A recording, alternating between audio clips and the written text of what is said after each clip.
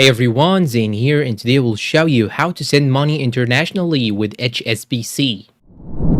The first thing that you should do is to simply go and open the application on your phone, then click on Pay and Transfer option on the bottom right side right here. Then what you should do is to click on Transfer Internationally, click on this arrow right here. And after that, you will have to choose the country that you want to send money to. And now you will have to choose between two transfer methods: global money transfer HSBC or HSBC to HSBC payment. So after choosing the transfer option, you will have to click on continue. Just scroll down till you find here continue, click on continue, and here it will show you how much money will you send, and down below here in the pay receives it will show you how much money will he receive. You can choose the currency by clicking on currency right here and choose the type of currency that you want to send money to. And now you'll have to enter the amount, and now I have entered the amount, which is 10,000 SGD, and the payer will receive 5,318.79 GBP. And now click on continue, and after clicking on continue, now you will have to choose between a previous PA that you have already sent money to or add a new PA. If you want to add a new PA, click on add a new PA, and now you'll have to enter his IBAN and the PA full name and the residential address. Then click on continue, and it will review the PA's information like this. Then click on add PA, and now you'll have to authorize by entering the 6-digit PIN. After that, here it will show exactly how much money will he get and how much money will you send. You just have to click on continue, and you can even choose the purpose of the payment just like so. And after that, it will review the whole payment. Now you can review all things that you have done to this payment. Then click on confirm, and it will show you this confirmation message telling you thank you that this transfer has been successfully done.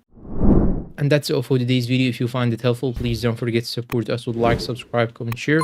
Thanks for watching, and see you in a new video.